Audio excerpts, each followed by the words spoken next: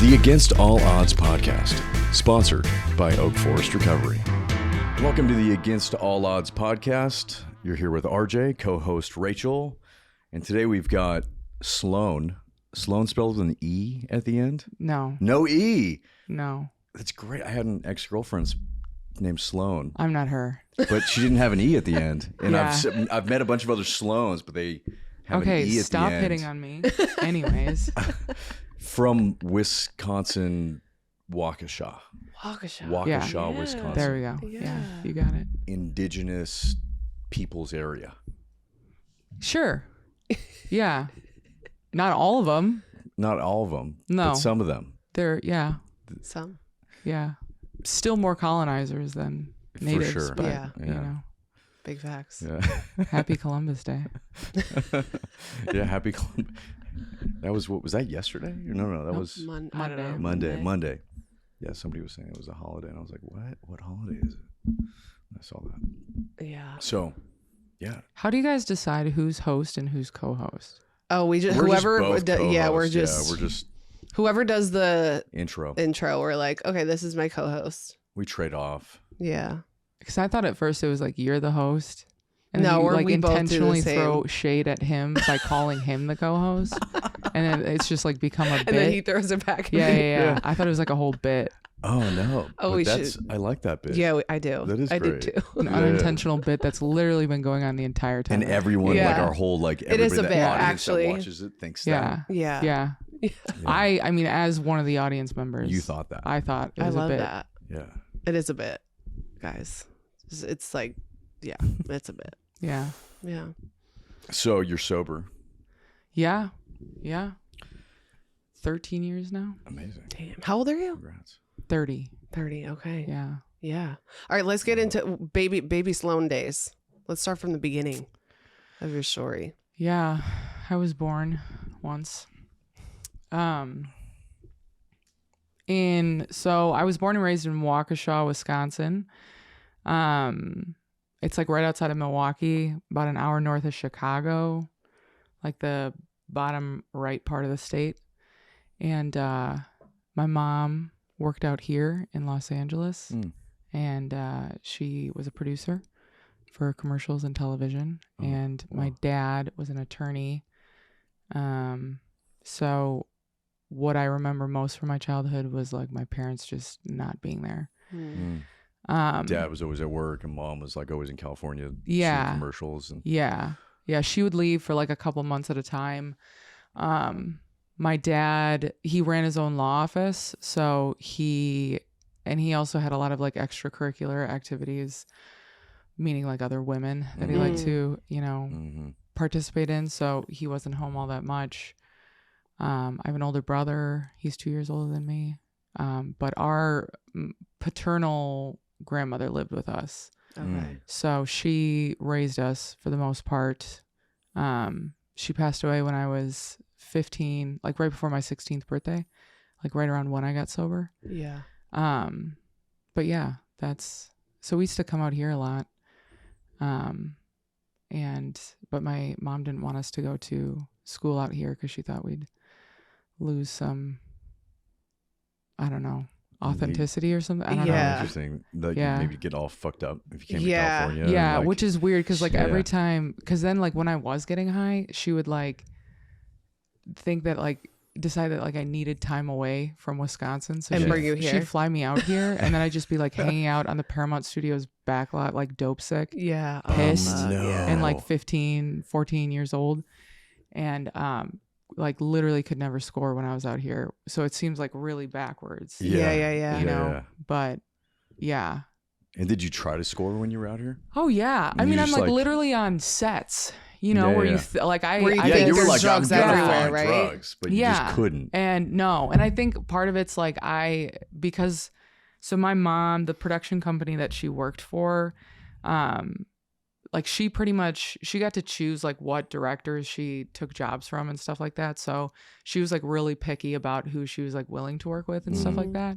And so all these people that she worked with were like mostly people that I'd known since I was like, Oh yeah. you know, So before I they- had like conscious memory. Yeah. And so I think because so many of them knew me. Like even if it was around, it was like Yeah, they were Hard. not. no one was giving me No one and was doing. giving You me should have any just looked for like favors, Charlie nothing. Sheen. Yeah. Right, Yeah. right. Fuck. Instead, it was like Carrie Underwood vitamin water commercials Oh, and like yeah. Peyton Manning. Not the vibe you were trying to Gatorade. look for. Yeah, yeah. Yeah.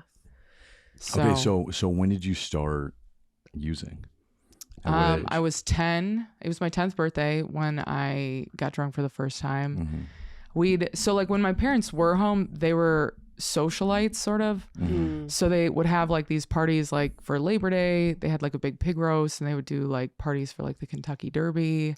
Okay. And they would, so like we grew up like seeing, and plus in Wisconsin, drinking is like an Olympic sport. For sure. Like I think it's so your first 3 DUIs are all minor traffic violations that are just like points off your driver's license, and then it's like the 4th, and I think even then it's like still considered a misdemeanor because the Tavern League in Wisconsin, Is like that real? yes, That's yeah, real? Wow. yeah. Are you? Yeah, we No had like beer fucking bars way. where starting when you were 18 years old, you could drink, but just beer. So they would have all these beer bars, like all around the state that would only serve beer, but you could drink there if you were 18 and up.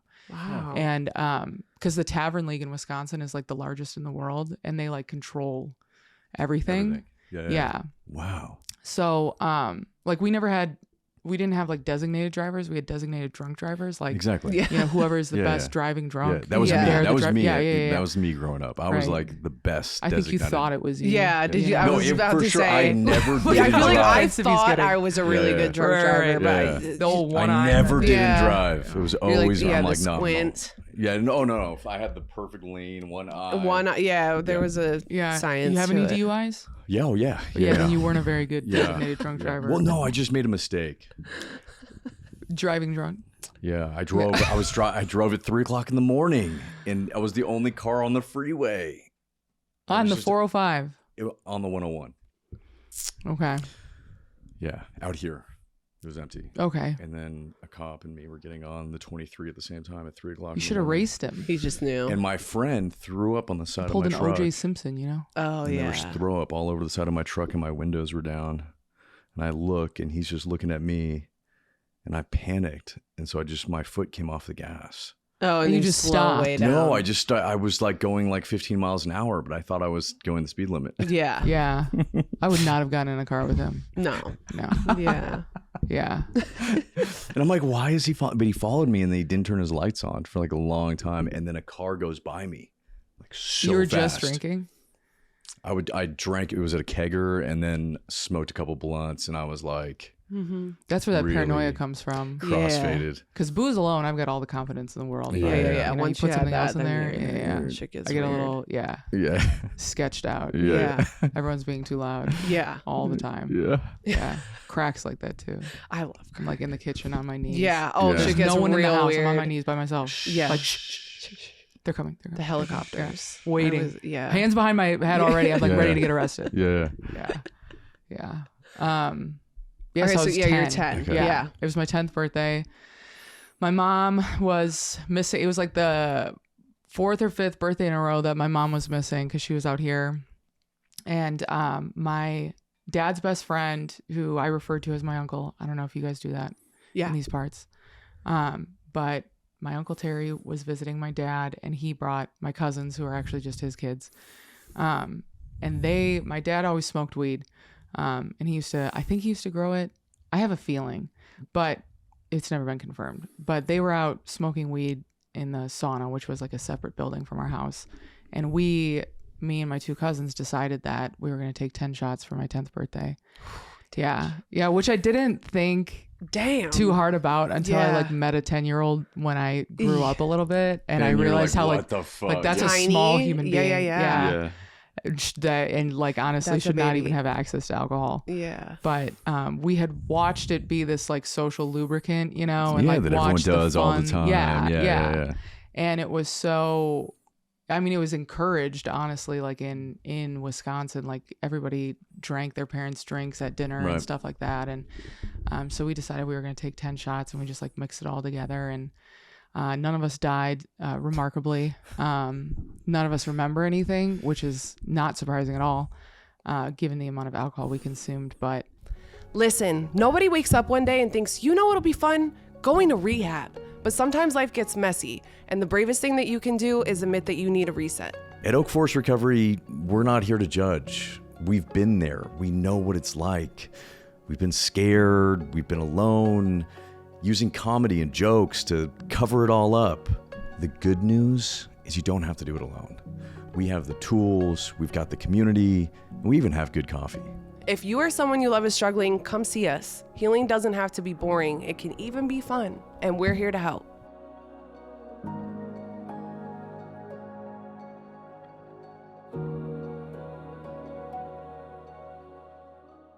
They got really sick the next morning. I didn't, and so they like were scared off from doing it for a little bit.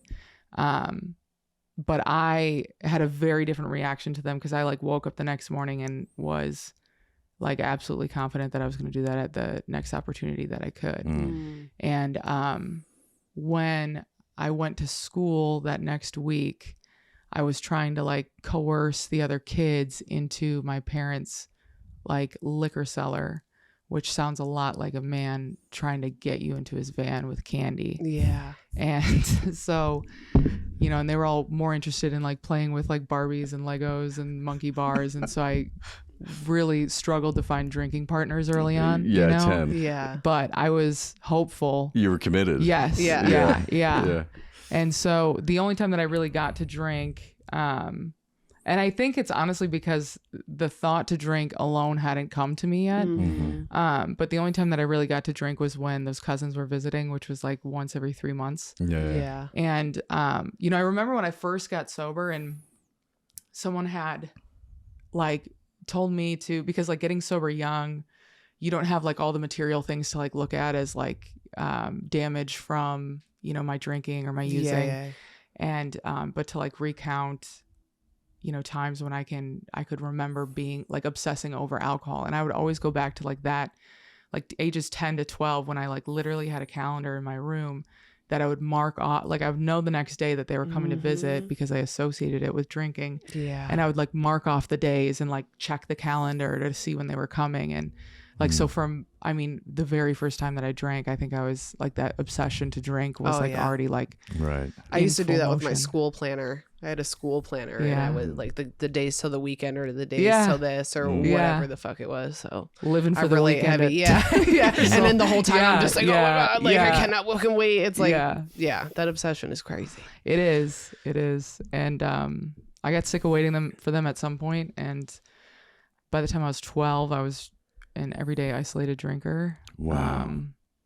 And yeah. And just what did like that look like at 12? Like you're going to school and then you come home. And Yeah, then just you know, going to drink by 6th yourself in your grade, room and doing whatever, you know, 6th graders planet do, yeah. science project I'm supposed to be working on, then going home and like locking myself in the room with my parents' booze because they were like never around, you Right. know, and just like drinking as much as I can until I pass out, basically. Did they notice? Did anyone notice like at that time?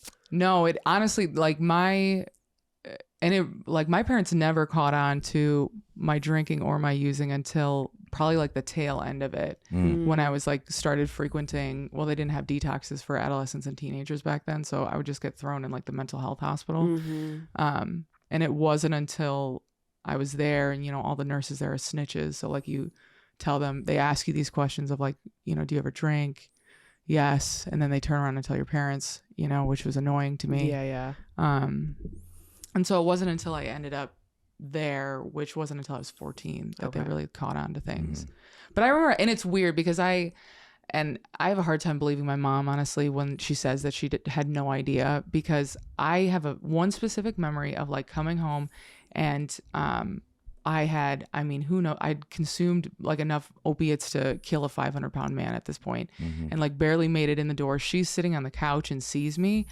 And I remember her saying something and I was trying to get words out of my mouth, but I like couldn't get myself to like speak coherently.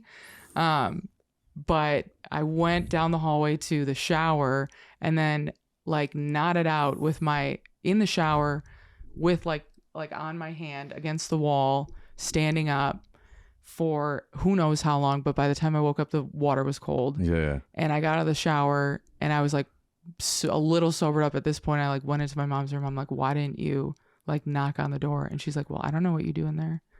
Like, what are you suggesting, lady? Like, Yeah. First of all, I'm 14. Yeah. Never seen a vibrator in my life. Okay. I've seen some real things, down on the north side of Milwaukee, but we don't have to talk about that. But yeah, so like when I think about her saying that she had like no idea that, I think parents don't want to know. Yeah. A lot of the time. I mean, but that's a level of delusion that I wish I could exist inside of all the time. Yeah. Yeah. That only comes up when I have like a crush on someone or something. Yeah. Like, I do live in that level of delusion for sure. Real. Yeah. Yeah. So. All right. So when do you get into opiates? When I was so the summer between 8th grade and freshman year of high school, I like made this really conscious decision that I was sick of all these squares who like don't, like to party. Yeah, exactly. And so I set out to be a burnout basically. Yeah. Because this is back when, before all the anti-bully stuff. So we had legitimate cliques back then. Yeah. You guys For understand. Sure. Yeah. Kids these days don't get that. But yeah, so I was like going to go find the kids that my mom said lived on like the bad side of town, which like this is Waukesha, Wisconsin, which is like quintessential suburban America. So that just meant like the people that lived next to the Walmart. Yeah. Which is still not a bad part of town. Yeah. It just like really what it was like these kids' parents were alcoholics themselves. So like they didn't care what we did in their house. Like if we like drank, smoked, they'd give us cigarettes, like all of it. And so in that summer, I hung out with a couple of these girls who I went to middle school with. But we started going to these parties that were like outside of Waukesha. Always in some garage or cornfield. Only thing available is UV blue, naturally, and it's like those memes that you see of like every 90s kid ended up half dead in a cornfield somewhere during a party. And it was like that, but like every single day that summer. And I was introduced to cocaine that summer, which I liked until I discovered crack, and now I just don't even, to this day, couldn't tell you why the powder form exists. I guess for people who once think you do crack, you can't. Yeah. There's no Crack going. is There's no going superior, back once you do crack. Yeah. And I really, I mean, it's like the same way that like a Honda Civic and, a Tesla do the same thing, but it's like, Yeah. we But know they're why very you got a different. Tesla. Yeah. Right. So, I don't know. So I liked Coke because I could drink more. And that was like magic to me. But I wasn't like a big like amphetamines girly, like I really don't want to be coherent or conscious ever. Yeah. So, I really only liked it for the purpose of like drinking as much as humanly possible.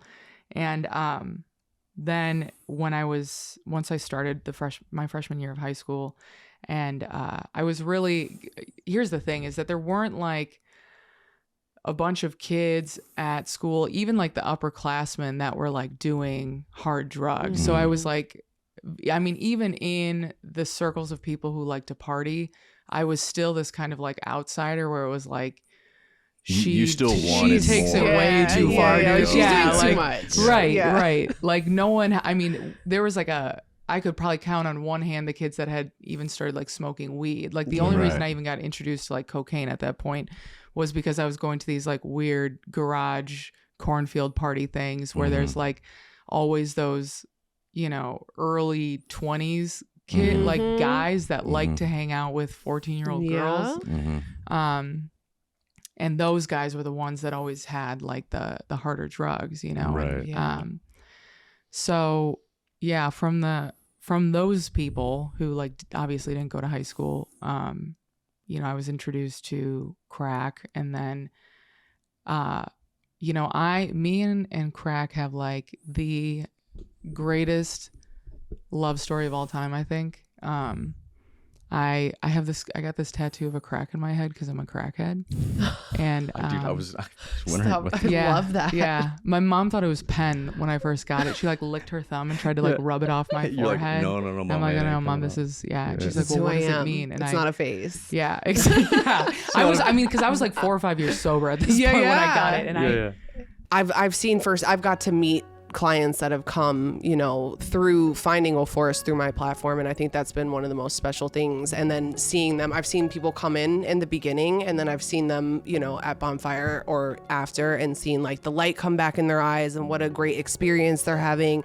And this new, community that they have now that could last for the rest of their lives and has set them up like for a successful recovery. And I think that's one of the most beautiful things.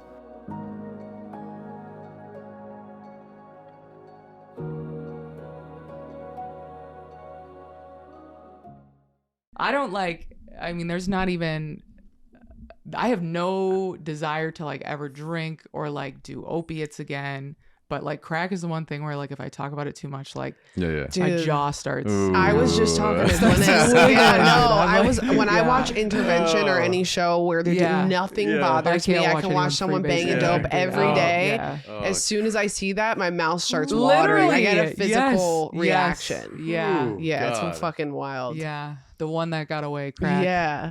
So what did crack use look like for you? Like, was it so that was the thing is I mean, this is why it's like the greatest love story of all time, because I hated it from the second that I smoked it. But then I like could not stop. There was like nothing on God's green earth that could like get that pipe off of my lips, dude. And I mean, it was psychotic from like September to, and this is in what, 2009. And you're 14. Mm-hmm. Wow. Yeah. Freshman in high school.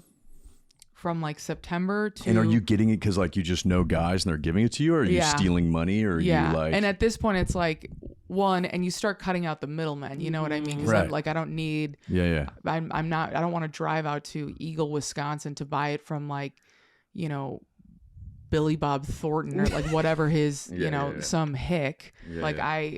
I knew where they were getting it. And I, would do what was necessary to get those phone numbers. I learned how to like hit a lick pretty early on when I was 14 years old. And, so I'd like sleep with people or, go to, other incriminating things and would get these other people's numbers so that I could like cut out the middleman. You know what I mean? So I started, hanging out more on the north side and the south side of Milwaukee, which like Milwaukee's the most, I haven't looked it up this year to confirm if it's still a thing, but it's like one of the most segregated cities in the United States. So like the east side is all white people, the north side is all black people, and then the south side is all Hispanics, primarily Mexicans. Wow. And they like the divisional lines that separate them are like, you'll be on the east side of Milwaukee, which is all white people, and like cross this boundary, this like little strip that's called River West. And once you cross through River West, it's like, you're in the ghetto. Like there's, bars on everything, houses that are on like in various states of disarray and, and then people working the corners. And, so, I kind of seeing that growing up, where to go, you know what I mean? Yeah. Like I've watched enough Law and Order at this point that I can, figure it out. But the problem was that I was 14 and I couldn't drive. So, like making friends, learning how to like rub people's legs to like give me a ride down there. And because Waukesha to Milwaukee is about 20 minutes ish. And then, sometimes you don't find rides home. And so you don't go home for a while. And so I racked up some good like truancy charges and stuff. And your parents at this point still don't know that there's anything going on? No. Okay. My dad being an attorney, like when the tickets would come up and stuff, like he was pretty good at getting them taken care of for me. Right. But he wasn't like, why the fuck aren't you going to school? Or, no, he was just. It was because grandma was at home, right? Yeah. Yeah. And she was like getting. Parents were just like fucking working. Yeah. And it was, I think my dad was like really physically abusive to my brother and I growing up. And we each kind of like independently found our own forms of escape from that. And it was one of those things where it's like, if we're home, like we're getting our asses beat, And so I don't think like my mom would be gone for months at a time on jobs. And so it was a whole different home when she was home, but she would be home for like maybe a month tops. And so like I'd have to stock up pretty heftily like for when she was home, because when she's home, she's like she was home. On it. Yeah. She's like home 24/7 too. But they had separated when I was 10 years old, but their divorce didn't finalize till I was 14. I mean, there was a lot of like assets that needed to be divided and properties and stuff like that. And the placement was 50-50. And so, you know, when she was home, and she actually got the 50% of her placement, because if she wasn't home, like we'd just stay with my dad the whole time. Yeah. But those, like, it'd be 2 days at my dad's house and 2 days at my mom's house and alternating weekends. And so like I, you know, did everything in my power more or less to be with my dad as much as possible, because he was far less around. I mean, despite like when my mom was home, she's at home. Yeah. When we're with our dad, like God knows where he is, honestly. Yeah. That's how it was like when I grew up. My parents were divorced, and being at my dad's house, I mean, he was just never home. Right. He worked, he ran a business, and it was like, like I could be getting in so much trouble. Yeah. But he'd be home like super late. He would have no idea and go to bed, and then he'd leave at 6 o'clock in the morning, and I'm not awake until, you know what I mean? Yes, I do. It was just that, you know what I mean? It's just, I don't know. We just never. That's like, an ideal situation when you're trying to do shit. Yeah. Except for like a weekend every once in a while. Right. And that's, I mean, in so much, it's hard to recount even, because like so much of it, because I was consuming so much like alcohol and drugs, so much of it is like really hazy, you know?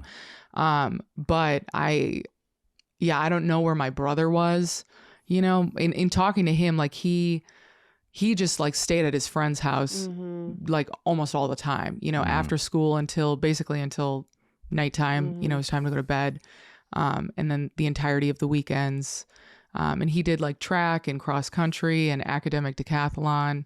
You know, he had tested. He took a different way. Yeah. I mean, he's like, Morgan and I could not be more different, honestly. Like Morgan is blonde hair, blue eyed. I'm obviously not. Like he tested out of gifted and talented classes. So he took like math and science courses that were like a grade or two like above him and his classmates. And so the track that he went down was completely different than mine.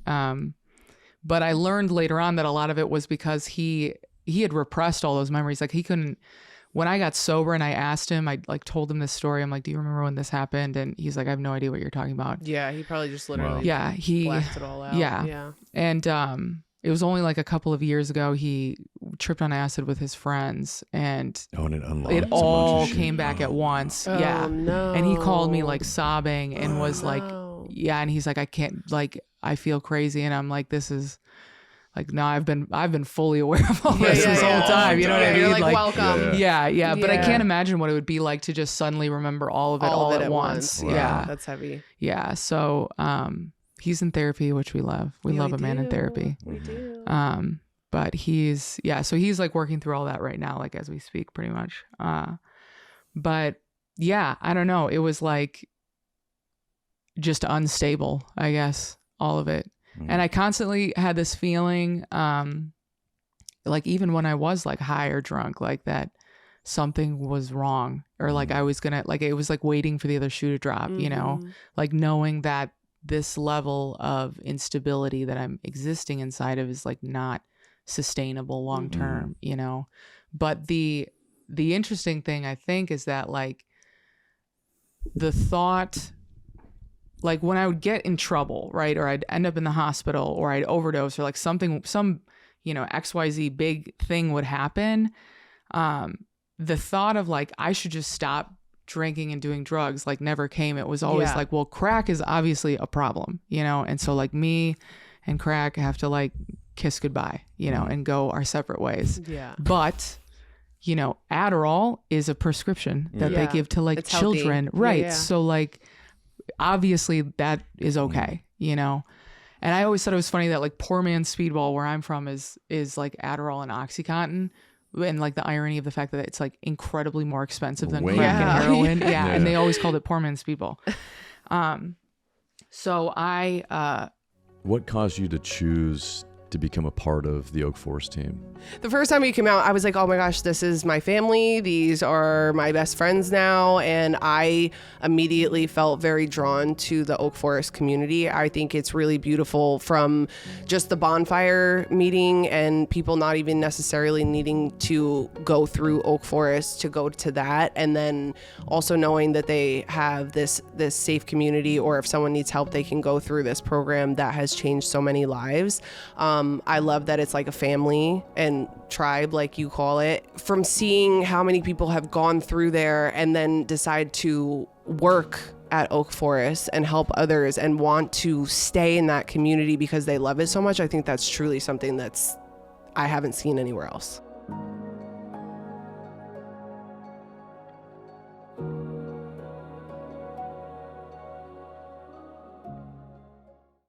After I ended up in the hospital for the first time in December of 2009 when I was 14, and I was a freshman in high school, and I had ran out of rock, and it was Thanksgiving, and I was in St. Louis with my grandparents, and I was like going through it, dude. Yeah. Going through it. And got home and wanted to kill myself. You know what I mean? And so I attempted suicide, unsuccessfully. I was never very good at that. And, cause it, ends up becoming a pattern every time I'm detoxing. I'm like, I want out, Yeah. And, And, so I ended up in this behavioral health hospital because, like I said, they thought my issue was like mental health, you know? Yeah. And I ended up in there for 19 days on like acute inpatient. And that was the first time that I was like introduced to this idea that like my behavior wasn't that of I knew it was like a little, I just thought like everyone I went to school with was squares, really, because like all the kids down in Milwaukee are doing this, you know? You were just like, it's like boring. really, yeah. Losers. I was convinced that if I could just like move to 23rd and Center, like in the heart of the north side of Milwaukee, I'd be like with my all people. my problems, Like all my normal. problems, you guys are obviously the problem. Yeah. And so I remember there was a question in like the admissions packet that they ask you of like they asked like if you drink, and I said yes, and they said, do you get drunk every time you drink? And I said, what's the point otherwise? Yeah. Isn't that why you drink? Right. I know my brain still can't fathom that people just Yeah. like to have a sip of alcohol. Yeah, like 2 plus 2 equals 4, right? Like, You're right. I can't. I Isn't that the can't. math? And the nurse gave me the most horrendous look, like I can't believe that just came out of your mouth. And I'm like, what? And she's like, there's a lot of people that drink and have never been drunk. Right. And I still can't really believe this when I like hear myself say it, but I can remember like the look on her face when she said this to me, and I'm like, I don't like, it's no comprende, you know, like this is, I cannot wrap my head around it. And that was like the first time that I like really was exposed to an idea of like even my thoughts surrounding alcohol were like, not correct. Yeah. Allegedly. But yeah, so I was in there for 19 days and, sweating it out. And, were you doing opiates at this time too? No, it wasn't until I just crack alcohol. Yeah. And it was when I got out of the hospital that time, that I think it was like literally that night or the day after, I was talking to one of my guys on the north side, and I was like, okay, so I, broke up with crack. Like, love her forever, forever, ever, ever. But I cannot exist in my brain. Yeah. So, like, I need something, but I can't, I don't want to do uppers anymore, because I don't enjoy being awake anyways, And then I want to die. Right. And I don't ever, and that was the other thing is like detoxing from that. Like I never wanted to experience that again. Oh, dude. And that was, and it was a soul splitting experience.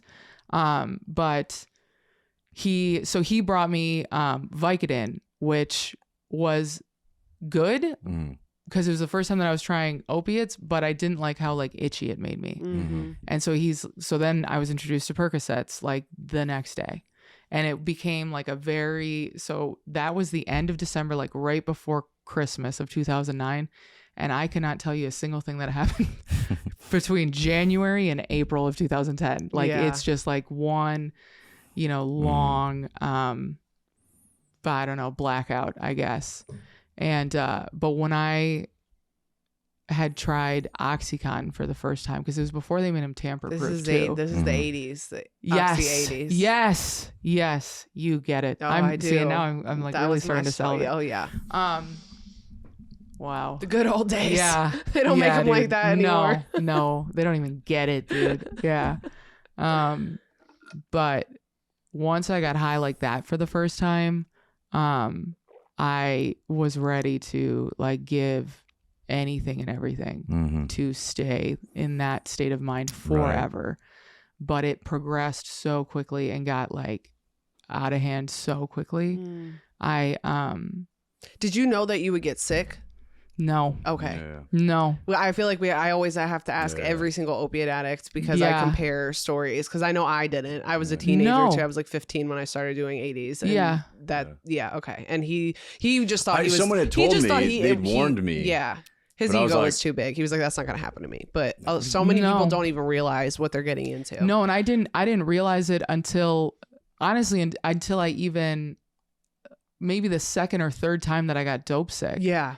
Where you thought you like had the flu? Yes. Yeah. I'm like, God damn, I like cannot believe how shitty I feel right. And I'm like puking and shitting. Yeah. And like all my muscles hurt and I like am like colds, all of it. Yeah. And I'm like, this is influenza. Awful. Yeah. Yeah.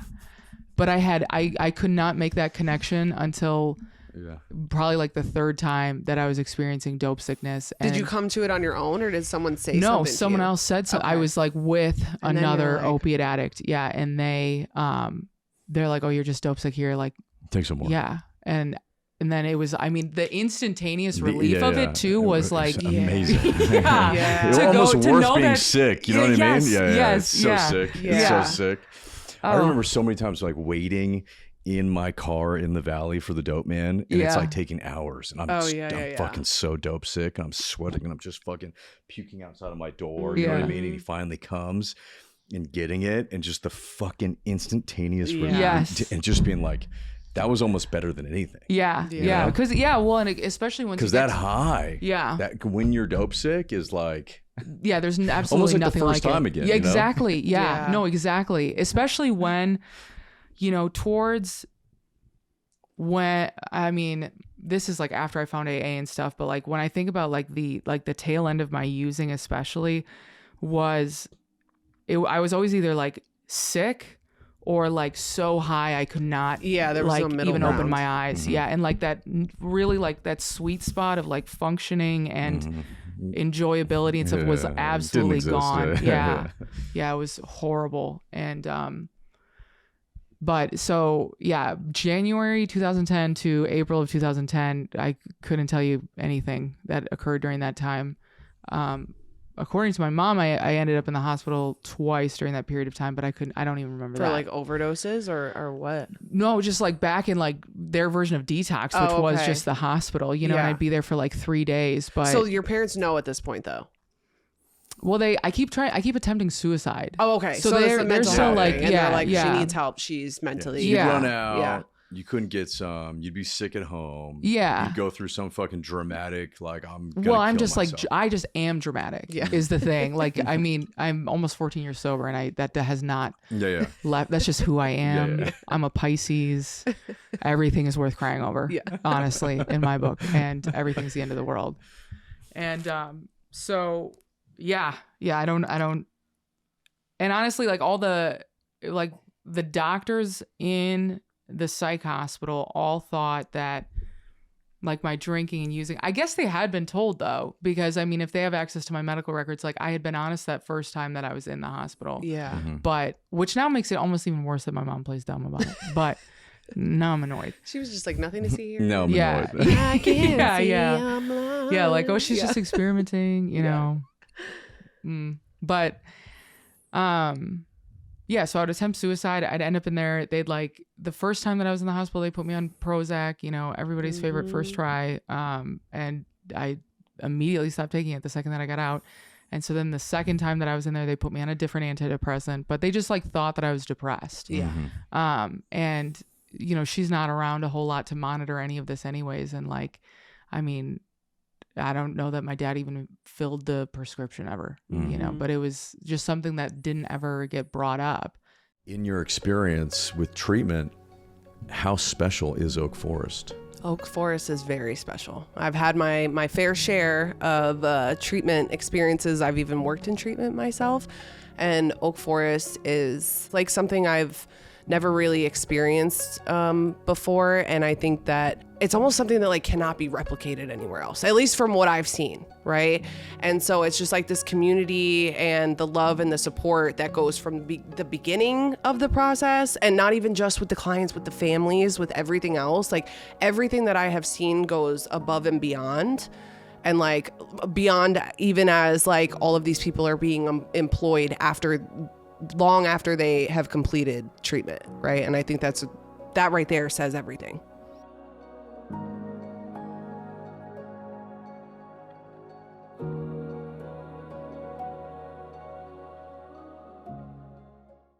And so, you know, during that whole blackout, I mean, I turned 15 at some point in there, you know, where I was, who knows? I bet I had a good time though.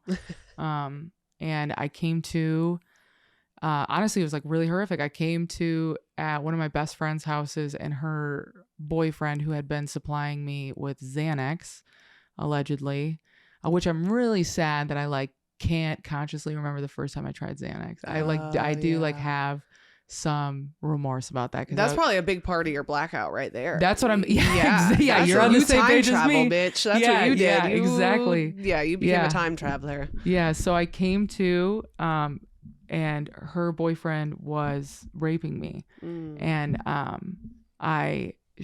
she walked in, and then immediately was like pissed, like thought that this was, yes, wow, like thought this was like and I mean when I tell you like right hand to God, gun to my head, I could not tell you how I even ended up at that house, let alone what I've been doing in the months prior to it, you know what I mean? And so I like tried to get up, but I mean so when I ended up in the hospital right after this, because I went to go chase her, but like my whole body was like weighed a zillion pounds, you know?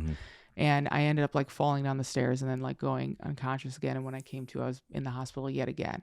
And I mean, I had Xanax, OxyContin, alcohol, like my BAC was like 0.24, like something horrific, you know, especially for the age that I was at and stuff. And so I had like all this stuff in my system, you know, and so obviously that is kind of why I couldn't make stairs work. And fell down the stairs. You know, and thus at some point in there, you know, my heart had stopped, and so I ended up having to be resuscitated. Shut up. But I don't know when that occurred, if that was like in the ambulance or once I reached the bottom step or like Somebody called 911. Yes. Yeah. Okay. Yeah. And but primarily because I hit my head so hard at the bottom of the stairs, and so my head was bleeding. But your head bleeds a lot, even from a little scratch. Looks like that. Well, thank God your head. Yeah, I mean, there was nothing actually wrong. You were just like going down the stairs, except that I'm an alcoholic. And then you just fucking. I guess.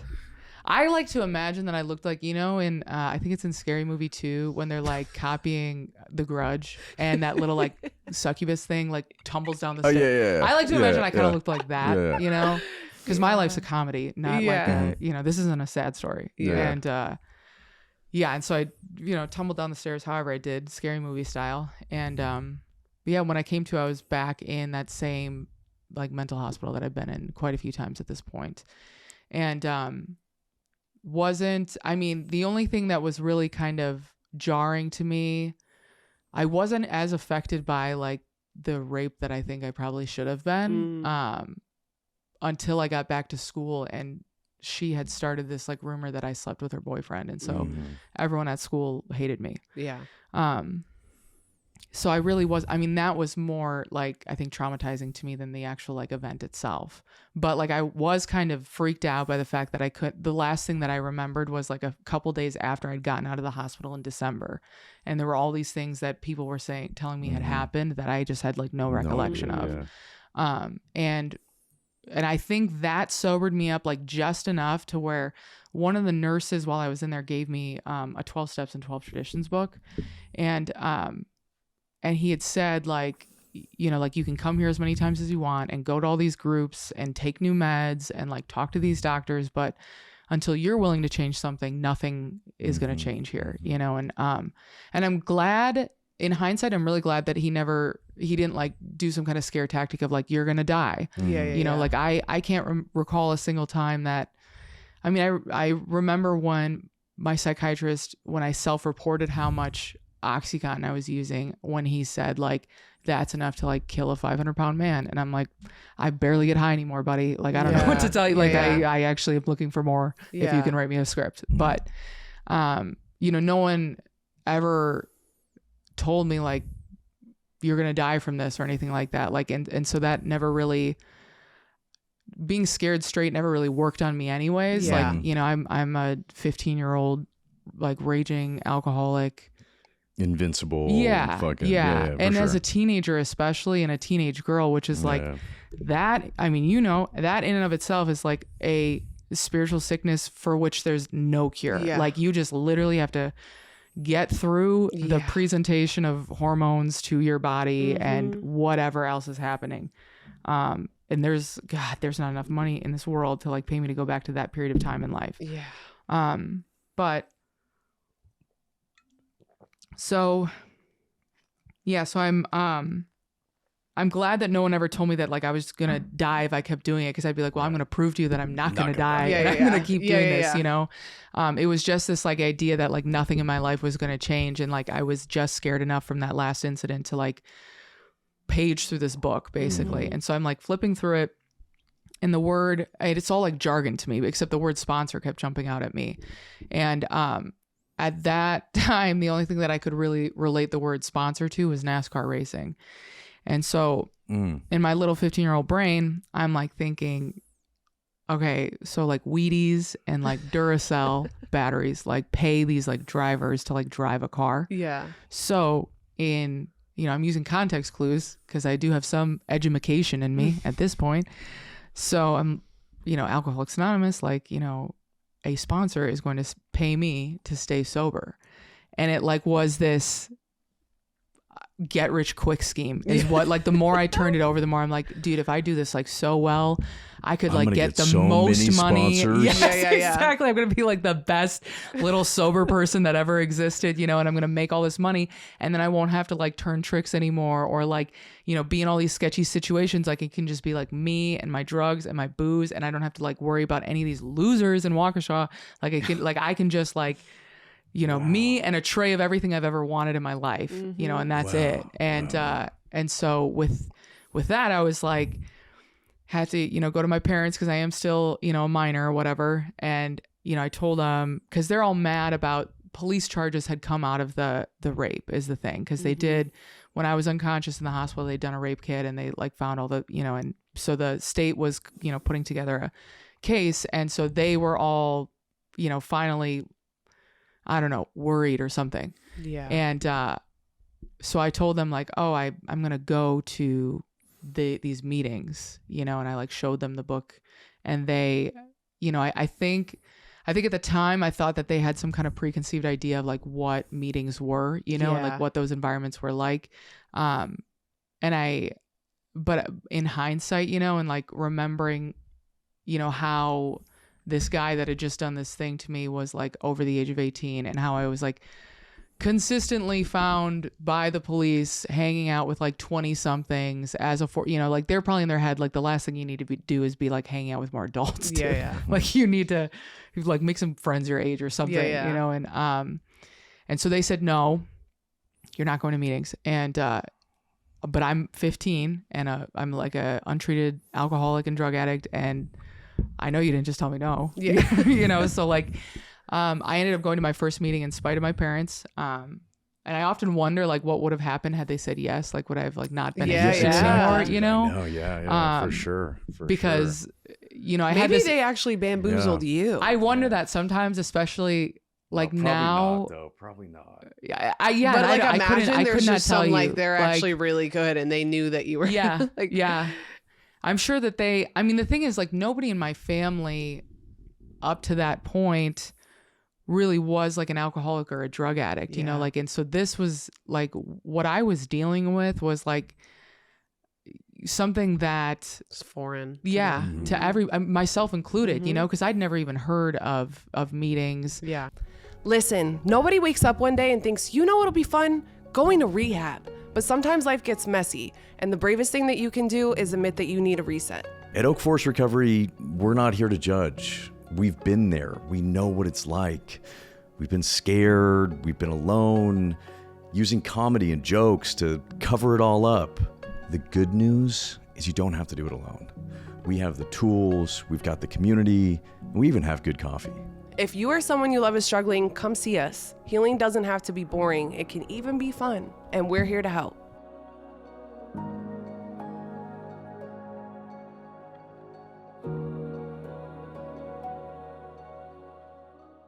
I don't even remember like watching any TV show or movie that like made reference to. Right. And you know how like now I'll like, you know, see some TV show and they do some poor depiction of what a meeting is. It's like a circle of chairs. Dude, and they're like sharing well, you know like what, shit that doesn't even make sense. Or what always It's like- pisses me off the most is like the person is like sharing in the middle of their story and then they say, hi, I'm so-and-so, I'm an alcoholic. And I'm like, that never happens. Never. Like no one just Yeah. like starts their story and then introduce like, you know, like you idiots. Like who's writing these scripts?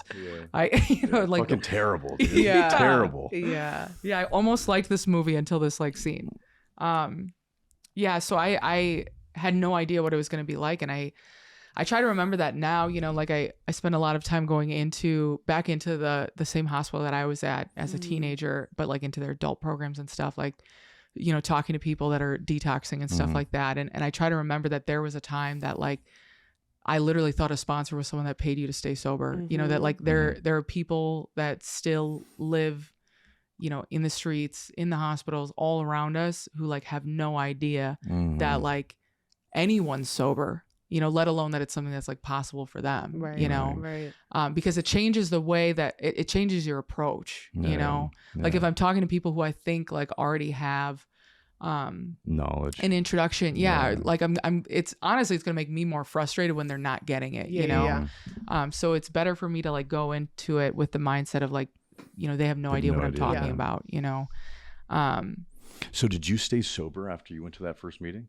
No, no. But I was introduced to like the Young People's Fellowship, which was really like the first meeting I went to was this women's meeting, and it was all a bunch of like much older women. And the best thing that they did was they directed me towards a young people's meeting that was happening the next night.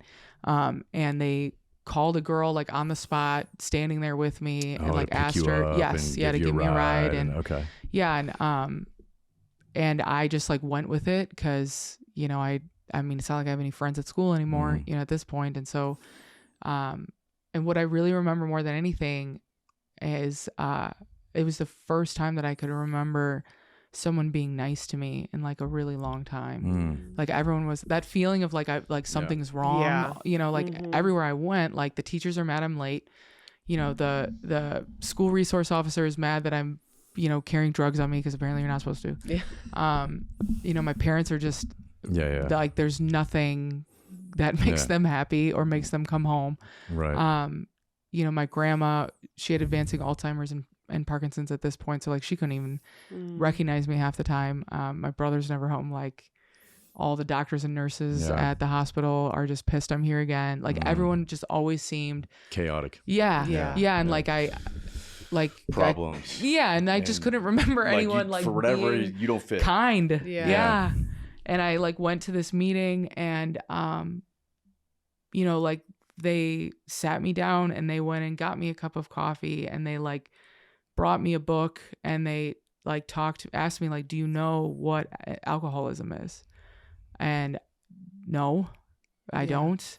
And they tried to explain it to me, but it still like wasn't, you know, a lot of the the book that we have is like written in 1930, you know, so the language is, especially for a 15-year-old, like it just didn't make any sense to me, you know. And this idea of like an allergy, you know, I was allergic to shellfish, but my throat wasn't closing. I didn't need an EpiPen when I drank, you know, so it like none of it was making any sense. Yeah. Talking to you. Yeah. And so they're like, you know who can help you is like these young people, you know, they're closer in age to you.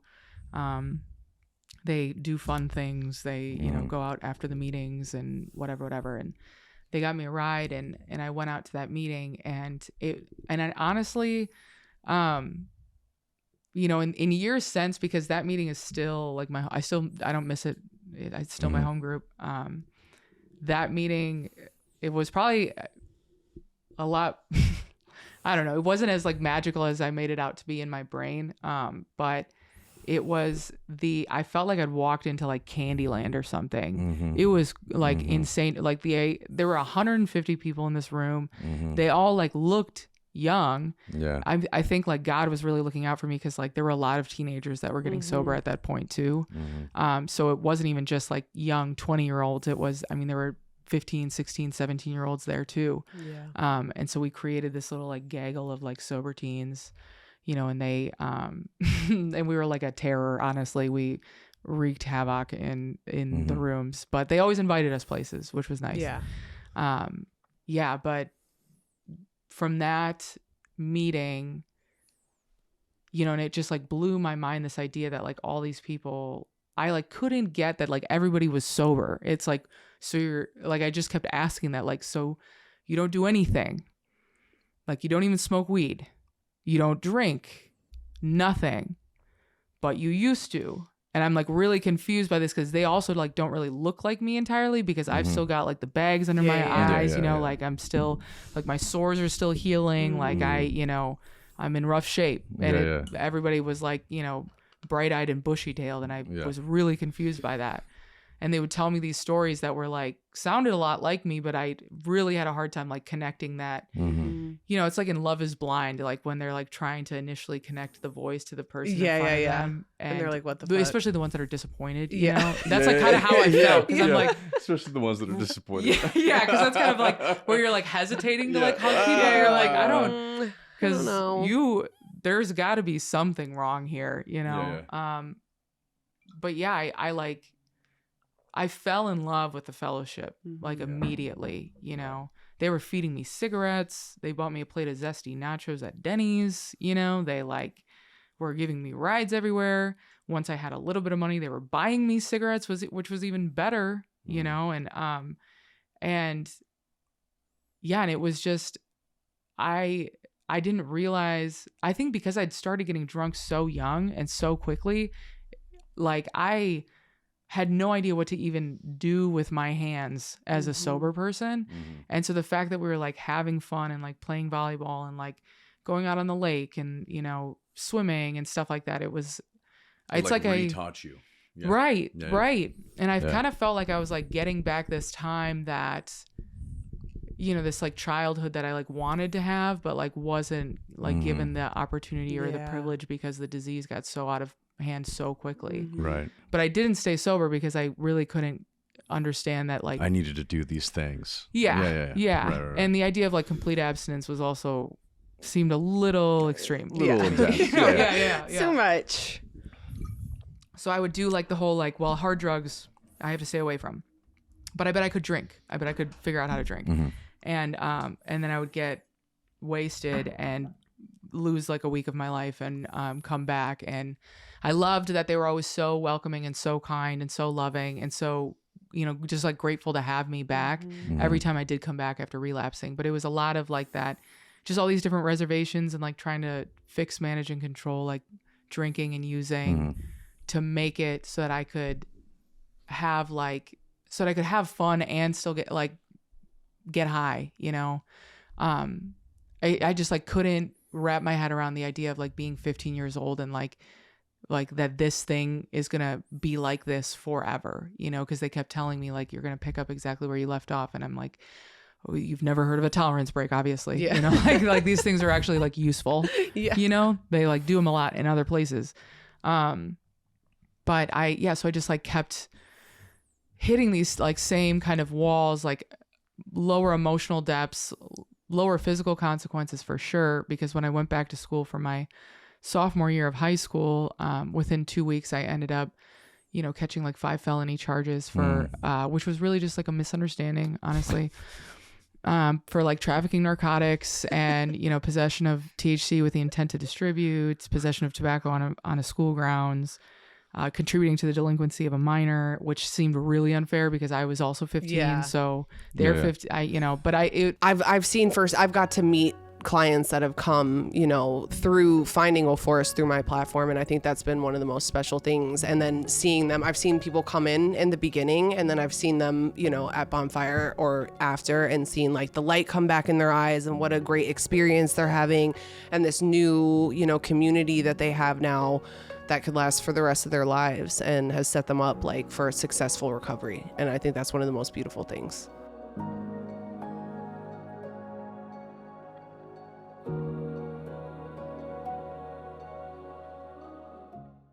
In my head, I thought that if I said, no, these aren't mine, I'm selling them to someone else, that It would be like, better for you. Yeah. Well, I thought they would get in trouble, not me. And also I was like, not that I was selling them. I was going to make up a fake name and send them off on some wild goose chase to go find this other person to charge them. Yeah. I like don't understand It the way just the didn't law go works. to Yeah. plan. Yeah. So then they're like, okay, so you're going to sell them to someone else. Where'd you get them from? And I'm not ratting out my guy. So I'm like, well, I went down to Chicago. Well, now I've crossed state lines, unfortunately. Oh, fuck. So that's where the trafficking piece You of were it. literally just a girl. I honestly, Literally you were just just a girl. literally yes, just a girl. Yeah.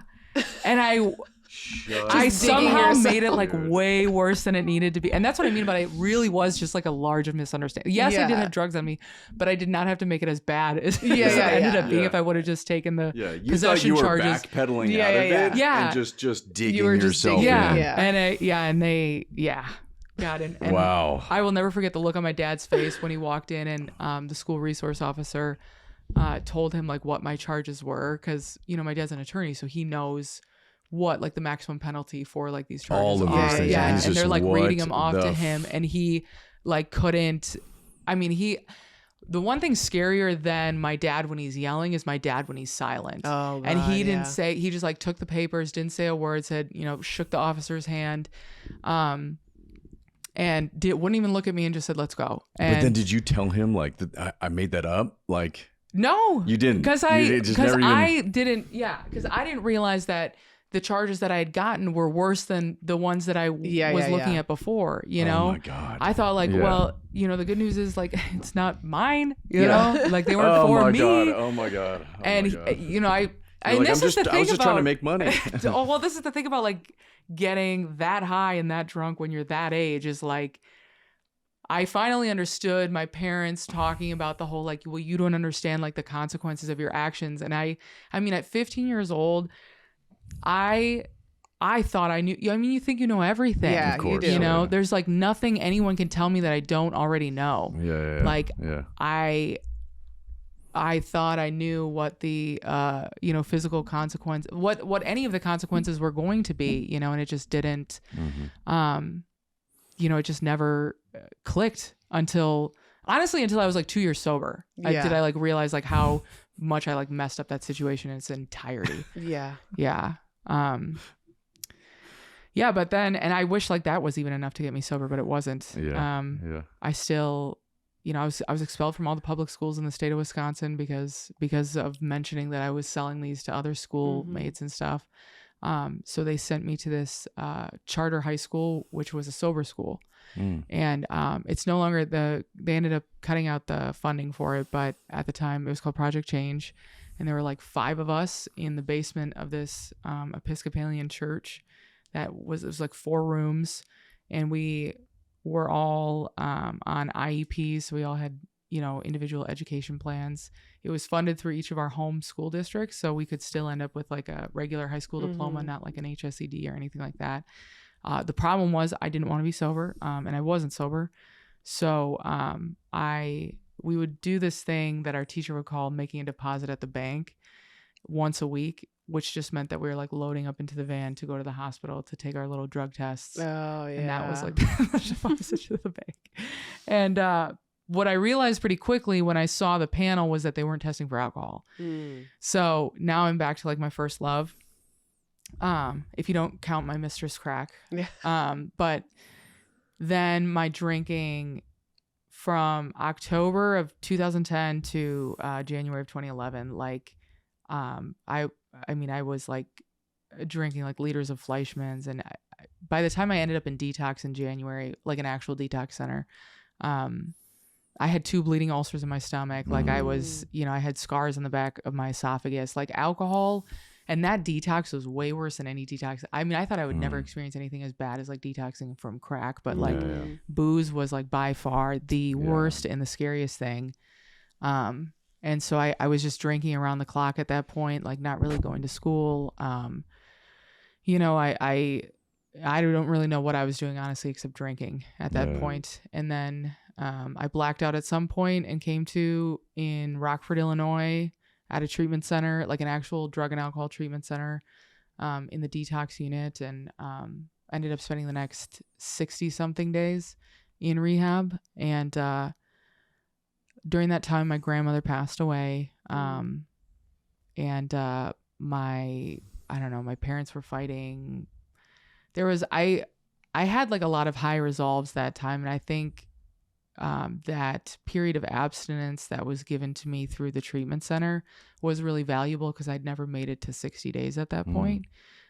So when I got out and a drink was offered to me by an old friend of mine, I had like that pause, like that moment of clarity. And it was the first time I was actually able to say no to something, and I just like pushed it away. I stayed sober for 9 months and like was working. Well, I wasn't working the program. I was going to meetings is what I was really doing. But I stayed sober for 9 months, and then I don't know, some trivial excuse came up. I don't even really know what it was, but I drank again, and that was my last relapse. So, and that 2 weeks is also like beyond me. I mean, that's how I knew that my drinking, my drug use had gotten really bad, is because more and more time was just like everything was always a blackout. Yeah. And so it was 2 weeks. The only thing that I can really recall that happened that was bad was that I like lost my part-time job at KFC, which like I don't know, to a 16-year-old kind of felt like a big deal. But I lost my job. I did get kicked out of the sober school because you like have to be sober. I mean, it was also, they were going to let me come back, but then I ended up breaking this kid's nose because he rejected me, which like would lead to a pattern of like bullying boys that said no to me. That still persists to this day. So you liked him. And he said no, and then you just got matching tattoos. Listen, I took his virginity. We had a history. The problem, he was the one. Yeah, the problem was he wasn't interested in revisiting our history. Okay. And you were like, no, it ain't. So history. He said no. It's present. Yeah. Well, I was just really, I don't know how to describe this except to say, like, me as an untreated alcoholic, when like the word no sets you off. Yeah, I just see red. I don't like that word. It was the first, I mean, according to my mom, it was my first word. I like saying no. I don't like hearing it. And so he said no, and I just grabbed the back of his head, and he was sitting at like a desk like this, and I grabbed and broke his nose. And then he went to prom with me. Oh, so I got what I wanted. He had battered boyfriend syndrome. Unable to breathe through his nose. Let's not make them into victims. Okay. He's fine. Twitches every time right, every time like my name is mentioned around him. So I ended up in the hospital. I don't know, and I was conscious, so they made me like drink that charcoal stuff to like make you puke. Which sucked. Every other time I'd had my stomach pumped, I'd been unconscious. So they like just shoved the tube down there. Right. And so I'm like puking, and my mom's crying, and my dad's like pacing the hall on the phone with treatment centers, and it felt like a scene from like Degrassi, like Jimmy was just shot, and he's in the room next door, and then like here's Sloan all lit up again, And so I'm like puking, and I'm like, I felt like I was like watching myself on TV kind of, where it was, I think the problem really like with alcoholism, like it gets worse and worse and worse. And I think the worst part of all is that it just gets the same after a while. And I felt like I was watching like the same sad thing just happen over and over again. Yeah. And it just felt like complete demoralization, like being robbed of like courage and spirit and discipline. And I knew things could get worse. They'd been worse before, right? Like all those charges I accidentally accumulated, and ODing and stuff like that. And like, externally, this was not as bad as it could get, but like with the knowledge that it could get worse for the first time, I just didn't want it to. And it felt like I don't know, it felt, I probably sounded like every other newcomer when I said this time's different, like when I came back, but. What caused you to choose to become a part of the Oak Forest team? The first time you came out, I was like, oh my gosh, this is my family. These are my best friends now. And I immediately felt very drawn to the Oak Forest community. I think it's really beautiful, from just the bonfire meeting and people not even necessarily needing to go through Oak Forest to go to that. And then also knowing that they have this safe community, or if someone needs help, they can go through this program that has changed so many lives. I love that it's like a family and tribe, like you call it. From seeing how many people have gone through there and then decide to work at Oak Forest and help others and want to stay in that community because they love it so much, I think that's truly something I haven't seen anywhere else.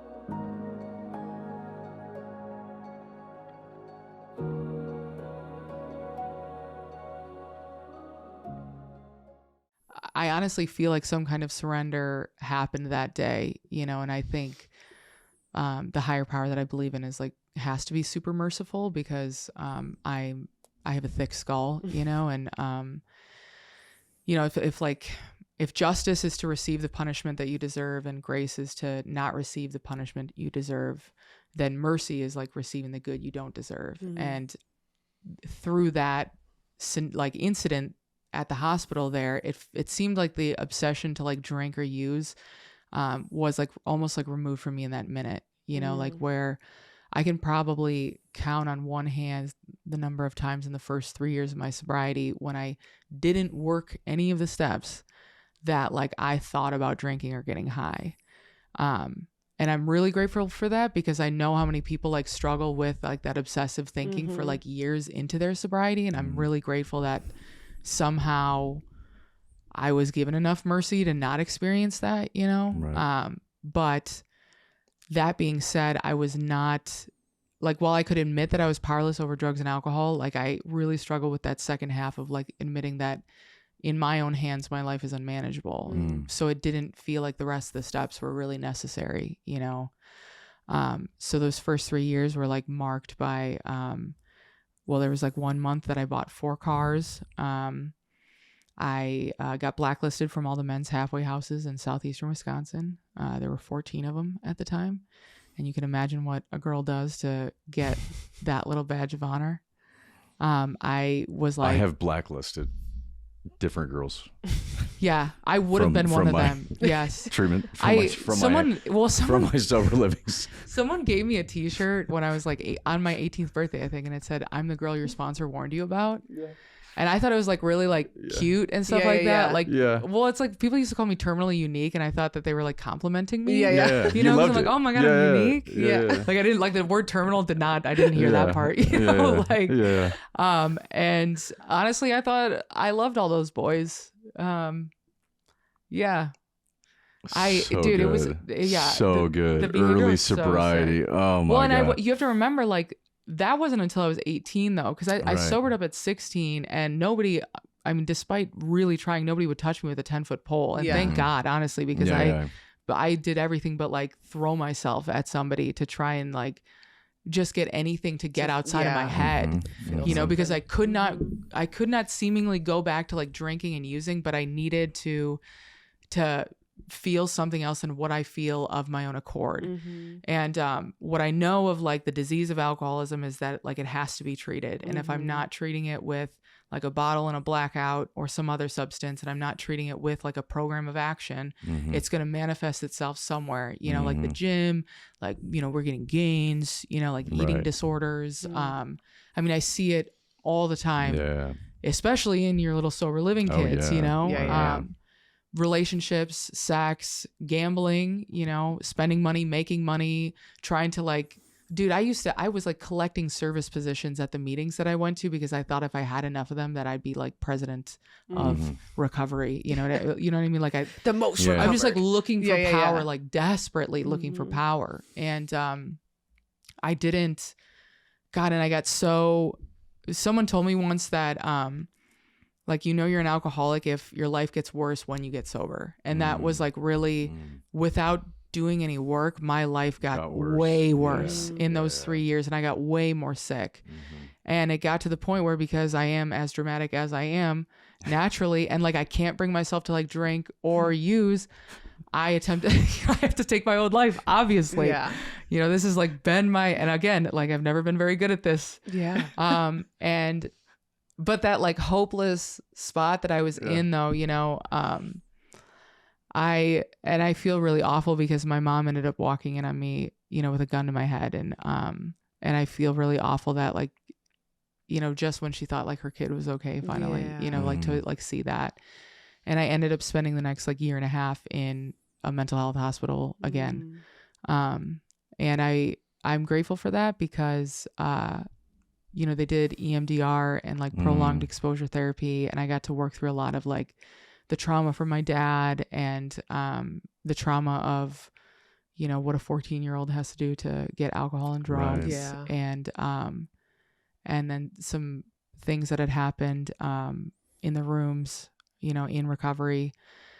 And while I was in there, my sponsor came to see me every week, like 2 or 3 times a week. And we actually started like working the steps together.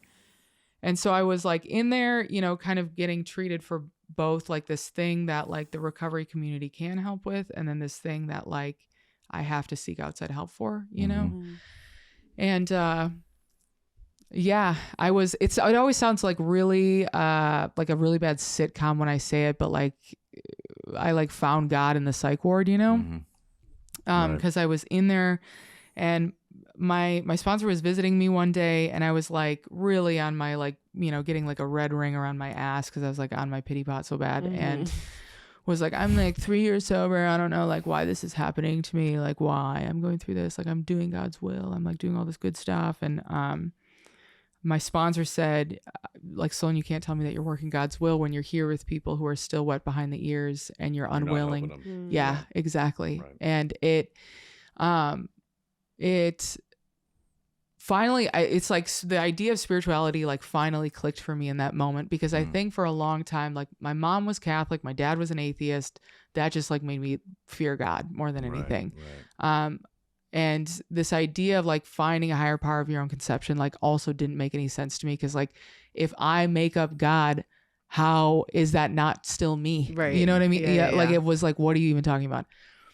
So I just really like felt lost with the whole, like any kind of spirituality. And when she put it to me in those terms, that like, I'm in this mental health hospital that is like literally sharing a wing with people who are actively detoxing.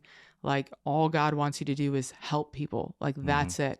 You can figure out the rest of it later on. And it like dumbed it down enough. And it made sense. Yeah. Yes, that it made sense. It was actionable. It wasn't just this like intangible thing that was like, he just exists or something. Yeah. It was like tangible. That's so interesting you say that, because that was almost the exact same experience that I had. It wasn't in a psych ward. Right. But when I got sober, yeah. Well, I mean, it was a shitty sober living that felt like a psych ward. Yeah, but you know what I mean? Might as well have been. Right. Yeah. Like most people weren't sober, and the house manager was my sponsor. Right. And I think I'd been there for like 2 weeks, and I'd like kicked cold turkey, and there I am yet again, right? After multiple relapses and burned my life down, and I'm in this fucking shitty sober living, and they had shitty food, right? Like they had like macaroni and cheese, like Kraft macaroni and cheese. I love Kraft. And I'm like a health dude. Like I like going to the gym. Oh. Like I want to eat healthy. I was like, No, listen. I love Kraft. when I No. was eating syrup Listen. sandwiches, you know what I would have given for a bowl of mac and cheese? Listen. You ungrateful. No. So right, he comes back and I'm like, we're supposed to be doing step work or something, and I've got this laundry list of things I've like written down of like all the things that are wrong in this sober living. Like this dude's high, this dude's that, the house manager's blah, you know, the owners are fucking this, the food is this. Yeah, I mean, Yeah. I had it all figured out. You know what I mean? And this is what needs to happen. And he like looked at me, and I remember he gave me this look that was like, and he was younger than me, but he had sobriety and he had worked the steps and he sponsored a bunch of guys, and he was like really happy with his life. And he was from fucking Tennessee, but he shot speedballs like I did. And With a cowboy hat on. That was just the one. But he just, that's what it looks like. in your experience with treatment, how special is Oak Forest? Oak Forest is very special. I've had my fair share of treatment experiences. I've even worked in treatment myself. And Oak Forest is like something I've never really experienced before. And I think that it's almost something that like cannot be replicated anywhere else, at least from what I've seen, right? And so it's just like this community and the love and the support that goes from the beginning of the process, and not even just with the clients, with the families, with everything else. Like everything that I have seen goes above and beyond. And like beyond even as like all of these people are being employed long after they have completed treatment, right? And I think that right there says everything.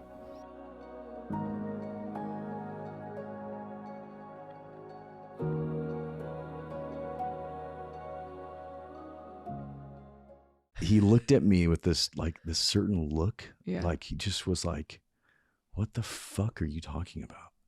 You know? And I was like, like I was so, it was like, it shook me to my core. Yeah. You know what I mean? Because like I thought it was like so reasonable what I was like, like I'm starving. Yeah, dude. yeah. Like, you know, like, and he was like, he's like, if there are all these problems in this house, why are you not fixing it? Like, why are you not getting good food? Why aren't you cleaning the floors?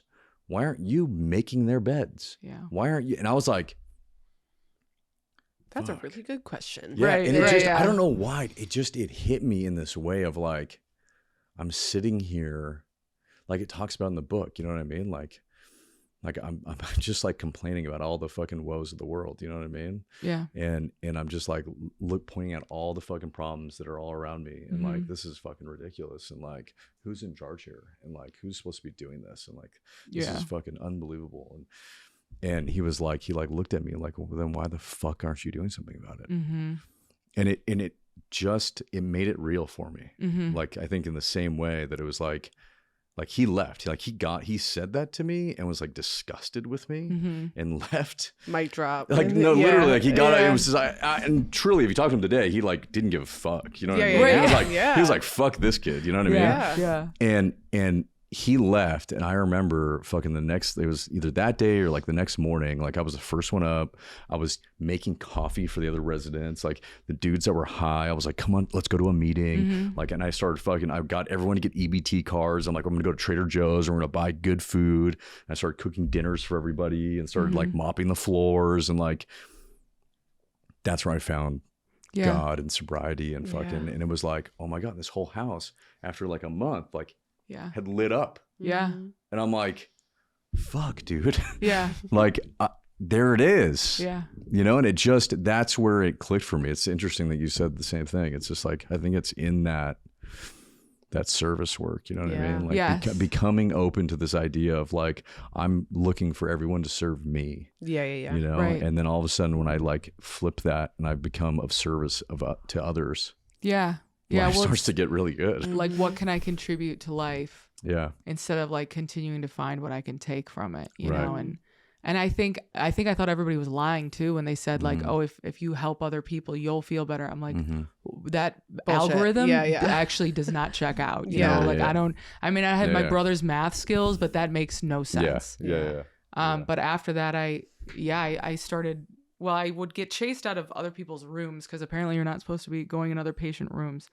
But I would like go into these like detoxing patients' rooms and like read them the book and like talk to them about like the experience that I had and the meetings that I'd been going to, and like offered them phone numbers. And, you know, I would even like call some of the people back from my home group and ask them like, can you come pick this guy up on, you know, Tuesday, he's discharging and he doesn't have anywhere to go. And we got some of them into like sober living, you know, but all of it is to say is that like, I think I still get to be reminded of that experience and the importance of, you know, just keeping it simple, you know, just like carrying the message, because like a lot of those people are still sober today, you know, and I still get to see them from time to time at meetings. And, you know, and it's not because like I said, like the profound correct thing or something like that. Like, it's really just because like when I just do what's right in front of me, you know, do like the next indicated action, you know, whatever is like most inconvenient for me, but most beneficial to somebody else, like God is able to sneak into there and like, you know, do the rest of it, you know, which like, thank God, because of myself, like we'd all be doing speedballs in Tennessee with your old sponsor, you know, the cowboy hats on. Yeah. So you've been sober since then. Yes. And what does life look like for you today? I think, well, it's, you know, I'm unemployed right now. I love that for you. I'm choosing unemployment. Yeah. It's not, I'll tell you, if I'd gotten what I wanted, you know, in the beginning, I do think I would have sold myself short. Like, I think that saying that we hear all the time is true. I think, life is beyond my wildest dreams, but in ways that like it's beyond it because I never thought about anything beyond just like literally doing drugs and drinking. Yeah. Like I was surely convinced that I was not going to live past 18. I was sure. And then like when I lived to 18 and was shocked, I was like, well, I'm, you know, going out with the rest of the good ones at 27 for sure, you know, and that was like during that first 3 years when I wasn't doing anything. And since then, like, you know, the days seem so long, but the years are so short. Like I can't, my anniversary is coming up in a couple of weeks on November 1st, and I'll have 14 years. And it's like really hard to like fathom that it's been that long, you know? But like I worked in human services for the last decade. And the last year I spent working for the VA doing homeless case management. And it was, I mean, I loved that job. I ended up getting laid off because of some budget cuts, but we also saw a lot of stuff that I don't think I was prepared to see, really. We found a body in an encampment the first week that I was working, and it was all like, that was like, you know, probably the lightest thing of like what we ended up seeing and finding. And and I think the thing is, like, in hindsight, it's an example of like God doing for me what I couldn't do for myself, with like me being you know, laid off, because I don't think I could have ever left that job of my own volition. Right. But like being separated from it now, like I see how 10 years of doing, you know, paid service work at work from 9 to 5, you know, like whether it was, you know, I worked in a treatment center for a while. Prior to that, I worked with kids who had conduct disorders in the foster care system. And then, you know, working for the VA, doing working with homeless individuals. But so I'm doing service work all day long at work, and then I'm going straight to a meeting afterwards and like meeting with my sponsees, and like it was like this overload of like almost like distracting myself from my own life in the pursuit of trying to be of service to as many people as possible. And it's kind of that, like, I don't want to call it like toxic positivity. No. It's like, but I get it. I totally that. get what you're saying. Yeah. I think you always need a balance. You need a balance. Yes. If you're using service to distract yourself, then that takes away from what it actually is. You know what I mean? Yeah. I've been in situations like that before, and then all of a sudden you're feeling fucking crazy, and then you're not looking at your own shit, and it can get messy, you know? Yeah.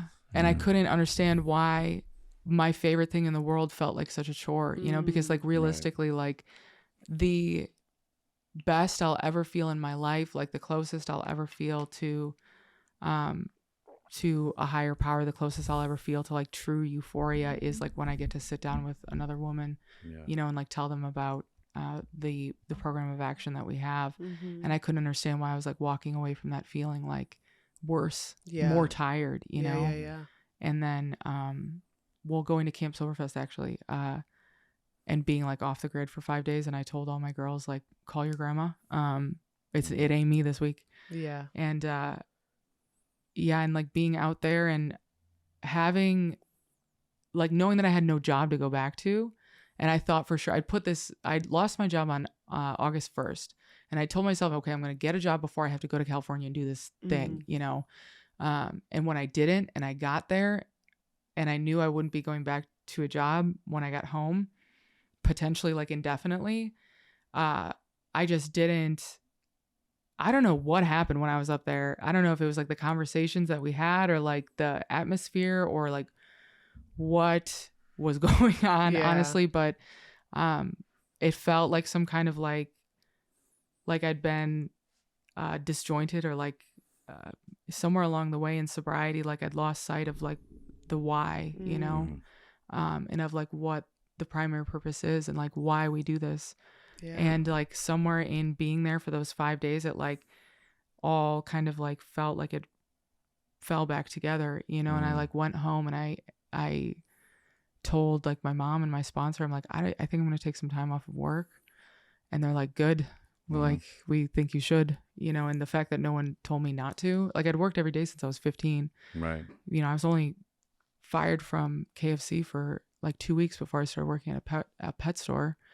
And I'd worked every single day since then, except for when I was in the, you know, hospital. And that felt like work. I mean, EMDR feels like literal the worst job ever.